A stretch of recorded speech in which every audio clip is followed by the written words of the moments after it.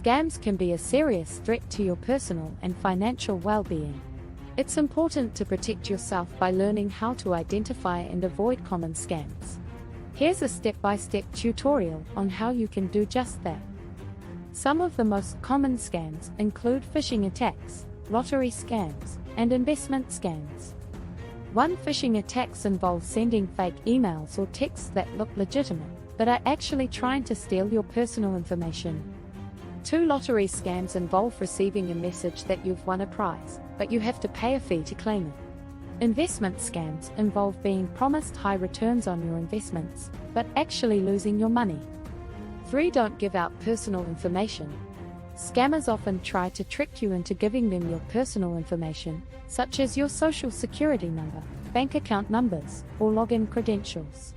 Don't give out this information unless you are absolutely sure it is legitimate. Don't wire money or send prepaid debit cards. Scammers often ask for payment in the form of wire transfers or prepaid debit cards. This is because it is difficult to trace these payments and get your money back. Don't trust caller ID.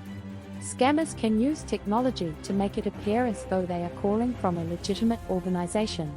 Just because the caller ID says it's the IRS or your bank, doesn't mean it is. Do your research. If you are considering investing in a company or organization, do your due diligence. Research the company and read reviews from other people who have worked with them. Be cautious of unsolicited offers. If you receive an unsolicited offer, whether it's in the mail, over the phone, or online, be wary.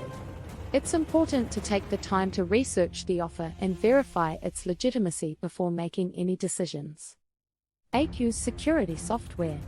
Make sure you have up-to-date antivirus and firewall software on all of your devices. This will help protect you against malware and other online threats. Be skeptical of free trials. Sometimes scammers will offer free trials of a product or service, but then charge you if you don't cancel within a certain time frame. Be sure to read the fine print and understand the terms of any free trial you sign up for. Don't click on links in emails or texts. Scammers often use links to try and steal your personal information. Don't click on any links in emails or texts from unknown sources. Report scams.